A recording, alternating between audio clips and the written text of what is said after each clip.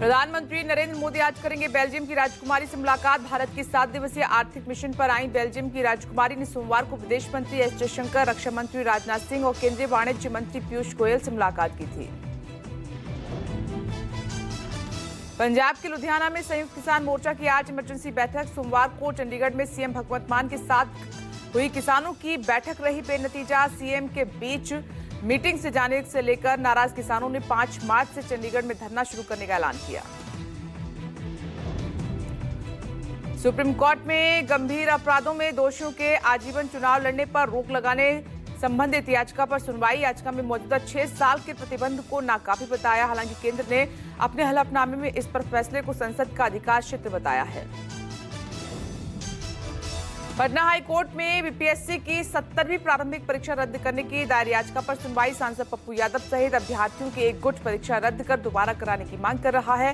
हालांकि high court की एकल पीठ परीक्षा परिणाम पर रोक और रद्द करने से मना कर चुकी है।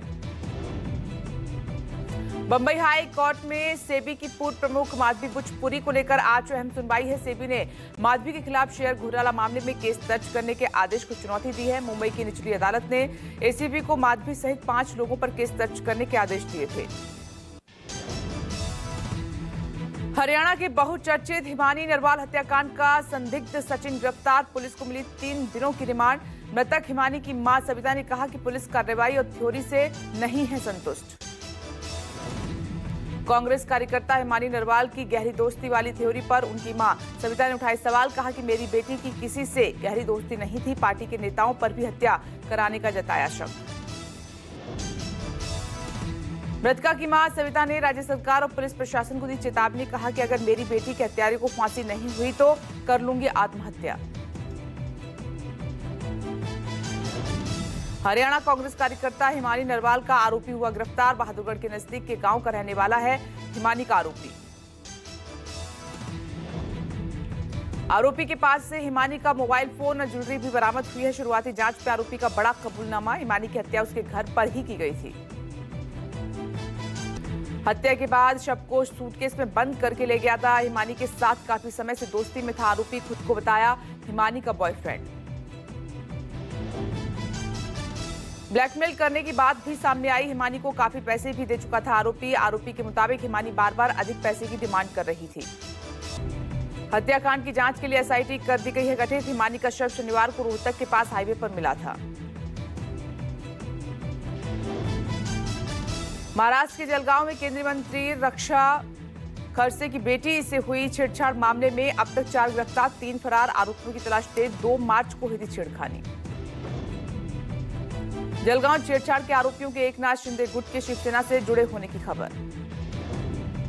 अब तक एक आरोपी को किया गया गिरफ्तार। केंद्रीय मंत्री ने खुद थाने जाकर मामले में दर्ज कराई शिकायत। खड़से के मुताबिक घटना दुर्भाग्यपूर्ण है। अगर किसी सांसद या केंद्रीय मंत्री की बेटी के साथ ऐसी घटनाएं होती हैं तो कल्पना कीजिए कि आम लोगों को क्या सहना पड़ता होगा। आम आदमी पार्टी के संयोजक और दिल्ली के पूर्व सीएम अरविंद केजरीवाल आज विपासना के लिए पंजाब के होशियारपुर जाएंगे। होशियारपुर विपासना केंद्र में केजरीवाल के आने को लेकर सभी तैयारियां कर ली गई हैं। होशियारपुर विपासना केंद्र जाएंगे केजरीवाल। दिल्ली विधानसभा में सोमवार को विशेष सत्र का आखिरी दिन काफी हंगामेदार रहा। निलंबन खत्म होने के बाद सदन में लौटे आप विधायक सीएम रेखा गुप्ता ने किया ऐलान। 24 से 26 मार्च के बीच आयोजित होगा बजट सत्र। दिल्ली विधानसभा का 24 मार्च से बजट सत्र है।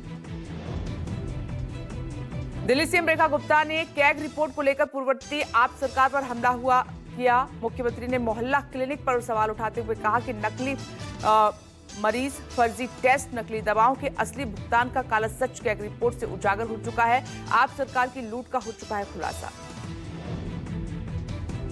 सीएम रेखा गुप्ता ने केजरीवाल पर भी निशाना साधा। उन्होंने कहा कि आज केजरीवाल ने आतिशी को फंसा दिया है और वो कहां गायब हो गए हैं किसी को पता नहीं। मुख्यमंत्री ने स्वाति मालीवाल की आड़ में आतिशी को आगाह करते हुए चुटकी ली। आतिशी को फंसाकर गायब हो गए केजरीवाल।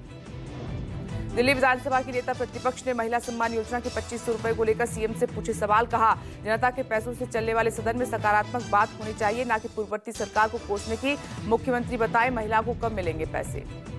बजट को लेकर सीएम रेखा गुप्ता का ऐलान। प्रेस कॉन्फ्रेंस कर कहा कि दिल्ली वालों के सुझाव के बाद पेश करेंगे बजट। दिल्ली का कोई भी व्यक्ति दे सकता है अपना सुझाव। सीएम रेखा गुप्ता ने बजट में यमुना की सफाई पर दिया जोर। कहा कि इस बार विकसित दिल्ली का बजट होगा। 24 से 26 मार्च को होगा दिल्ली का बजट सत्र। सीएम गुप्ता ने यह भी कहा कि जनता से जो वादा किया है, एक वादा पूरा करेंगे। हम संडे को भी काम कर रहे हैं। पहले विकास के काम नहीं होते थे, सिर्फ बहाने मिलते थे, अब सारे काम होंगे। सीएम रेखा गुप्ता ने जनता से सुझावों के लिए व्हाट्सएप नंबर और एक वेबसाइट जारी की है। दिल्ली का कोई भी व्यक्ति अपना सुझाव दे सकता है। सीएम बोलेंगे, अब दिल्ली का नया इतिहास लिखा जा रहा है। दिल्ली पिछली सरकार की सिर्फ 2 कैग रिपोर्ट अभी सामने आई है, जिसमें भ्रष्टाचार उजागर हुआ है। दिल्ली ने सीएम ने आप पर हमला बोलते हुए कहा कि दिल्ली की जनता के सामने आपकी सरकार एक्सपोज हो चुकी है। विपक्ष सार्थक चर्चा में सहयोग करे, बाकी उनकी मर्जी। दिल्ली के मंत्री मनजिंदर सिंह सिरसा ने कहा कि विकसित दिल्ली को लेकर हम चाहते हैं कि हर वर्ग से सुझाव आए और दिल्ली को एक बेहतर बजट दिया जा सके।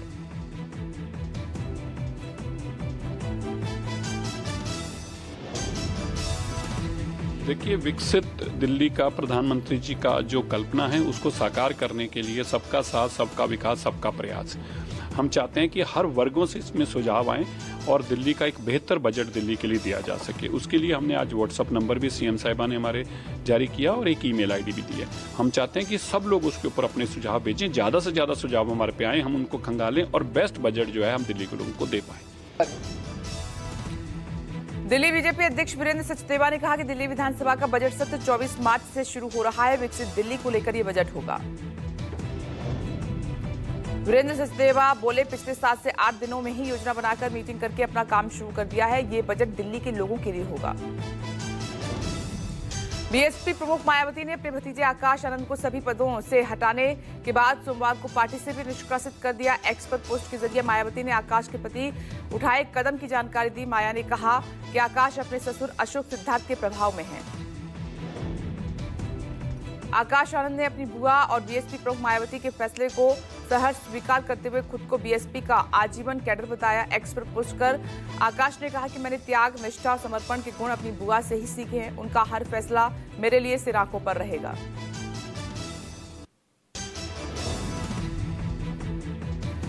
कांग्रेस ने चुनाव आयोग पर मतदाता सूची में हेरफेर करने का गंभीर आरोप लगाया। पार्टी की एक एक्सपर्ट समूह लीगल ने कहा कि हम कानूनी और राजनीतिक तरीकों से इसके समाधान और पर्दाफाश करने का तरीका ढूंढ रहे हैं। यूपी के सीतापुर के कांग्रेस सांसद राकेश राठौर के आवाज के नमूने लिए जाएंगे। कांग्रेस सांसद रेप के आरोप में फिलहाल जेल में बंद है। राकेश पर उनकी एक महिला कार्यकर्ता ने 4 साल तक यौन शोषण का आरोप लगाया था। सपा अध्यक्ष अखिलेश यादव ने मिशन 27 को लेकर किया बड़ा ऐलान। महिलाओं के स्त्री सम्मान समृद्धि योजना शुरू करने का ऐलान। 2027 में सरकार बनी तो महिलाओं को देंगे मोबाइल। झारखंड के गिरिडीह में झारखंड मुक्ति मोर्चा आज अपना 52वां स्थापना दिवस समारोह मनाएगा। कार्यक्रम में राज्य के सीएम हेमंत सोरेन और उनकी पत्नी विधायक कल्पना सोरेन भी शामिल होंगी। बिहार विधानसभा में सोमवार को पेश बजट पर आज सदन में चर्चा होगी। सदन में नेता प्रतिपक्ष तेजस्वी यादव ने नीतीश सरकार को घेरने के लिए कसी कमर। बिहार के वित्त मंत्री सम्राट चौधरी ने सोमवार को विधानसभा में 3.17 लाख करोड़ रुपए का बिहार का बजट पेश किया। 40 मिनट के बजट भाषण में वित्त मंत्री ने 52 नई घोषणाएं की। नीतीश सरकार सबसे ज्यादा 60,000 करोड़ से ज्यादा शिक्षा पर खर्च करेगी और वहीं स्वास्थ्य सुविधाओं में 20,335 करोड़ खर्च किए जाएंगे। बिहार बजट में किसानों के लिए बड़ा ऐलान करते हुए वित्त मंत्री ने कहा कि अगर सरकार एमएसपी पर अरहर, मूंग और उड़द की दाल खरीदेगी, हर ब्लॉक पे कोल्ड स्टोरेज भी बनेंगे।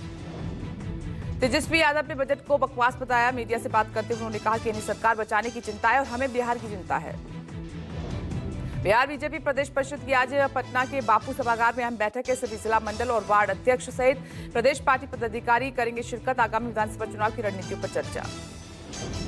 बिहार बीजेपी प्रदेश अध्यक्ष के तौर पर डॉक्टर दिलीप जायसवाल आज संभालेंगे पदभार। मंत्रिमंडल से इस्तीफा देकर दोबारा प्रदेश अध्यक्ष बने जायसवाल ने सोमवार को दाखिल किया था पर्चा।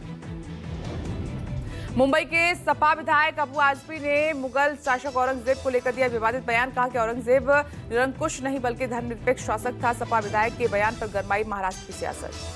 सीएम एकनाथ शिंदे ने अबू आजमी के बयान को बताया शर्मनाक। कहा कि छत्रपति संभाजी महाराज के साथ भी बर्बरता को झुटलाया नहीं जा सकता।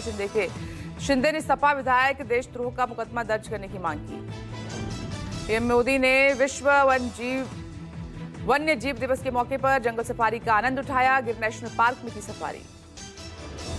पीएम मोदी के जंगल सफारी की कुछ तस्वीरें सामने आई हैं। तस्वीर में पीएम मोदी का देखा जा सकता है खास अंदाज।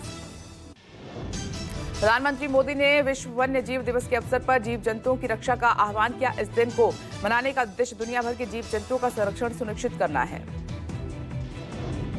मुंबई में एनसीपी नेता जितेंद्र आह्वान हथकड़ी पहनकर जताया उन्होंने विरोध। अमेरिका से अवैध प्रवासियों को जंजीरों में वापस भेजे जाने के खिलाफ जताई नाराजगी।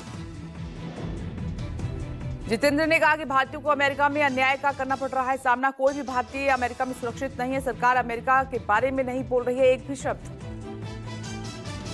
राम मंदिर पर हमले की साजिश रच रहे एक संदिग्ध को गुजरात एटीएस ने गिरफ्तार कर लिया है। संदिग्ध के पास से 2 हैंड ग्रेनेड बरामद हुए हैं। गुजरात एटीएस संदिग्ध को गुजरात ले गई और उससे पूछताछ जारी है।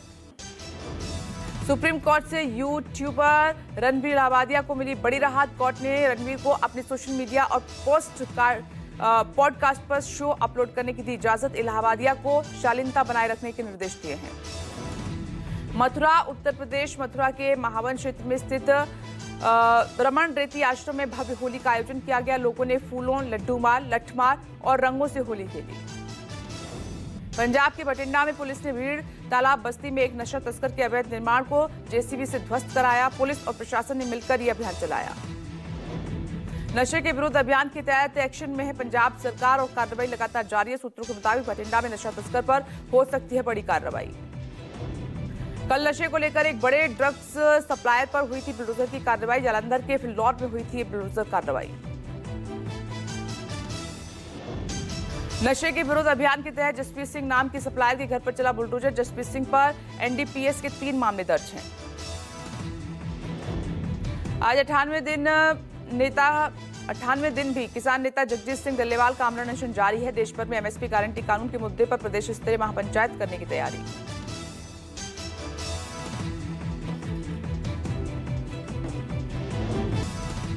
दिल्ली के मोतिया खान इलाके में बड़ा हादसा। घर में आग लगने और सिलेंडर फटने से जोरदार धमाका हुआ। हादसे में 40 साल की महिला की मौत।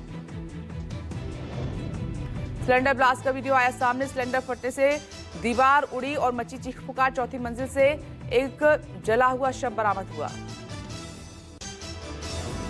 हादसे में 2 दमकलकर्मी घायल हो गए। स्टेशन ऑफिसर रविंद्र सिंह और फायर ऑपरेटर वेद हुए हैं जख्मी।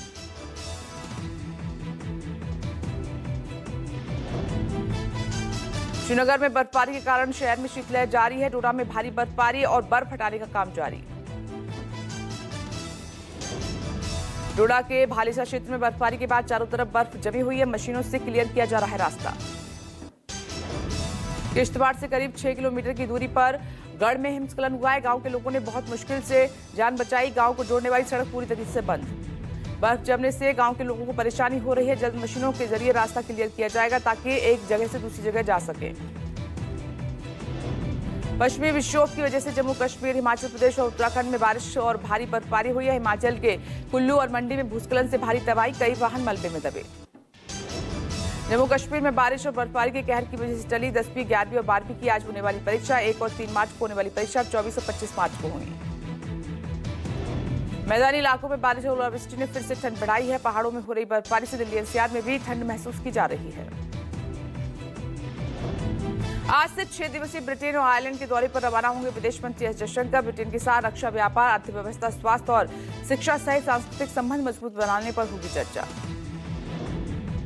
अमेरिकी राष्ट्रपति डोनाल्ड ट्रंप ने यूक्रेन को दी गई $350 बिलियन की सैन्य सहायता को बाइडेन सरकार की बड़ी भूल करार दिया है। ट्रंप ने कहा कि इतनी मदद देकर भी हमें क्या मिला। यूक्रेन से खनिज आसंपदा को लेकर समझौते में आए गतिरोध पर ट्रंप ने अपनी राय रखी। अमेरिकी राष्ट्रपति डोनाल्ड ट्रंप आज कुछ बड़ा ऐलान करने वाले हैं। एक्स पर पोस्ट कर खुद ट्रंप ने इसकी जानकारी दी। अमेरिकी राष्ट्रपति के ऐलान के बाद दुनिया भर में मची हलचल। अमेरिका के राष्ट्रपति ट्रंप प्रशासन आज से कनाडा और मेक्सिको पर 25% टैरिफ लगाएगा। दोनों देशों को टैरिफ पर दी छूट की मोहलत सोमवार को खत्म हो गई है। अमेरिका के सैन फ्रांसिस्को में रहने वाले एक भारतीय मूल के परिवार के गृह प्रवेश की तस्वीर सोशल मीडिया पर बनी चर्चा का विषय। विदेशी सरजमीन पर रहने के बावजूद ये परिवार एक गाय के साथ नए घर में गृह प्रवेश करता नजर आया। चैंपियंस ट्रॉफी 2025 का पहला सेमीफाइनल आज दुबई में भारत और ऑस्ट्रेलिया के बीच खेला जाएगा। भारतीय समय अनुसार दोपहर 2:30 बजे दुबई इंटरनेशनल स्टेडियम में शुरू होगा मैच। दोनों टीमें टूर्नामेंट में अब तक अजय रही हैं।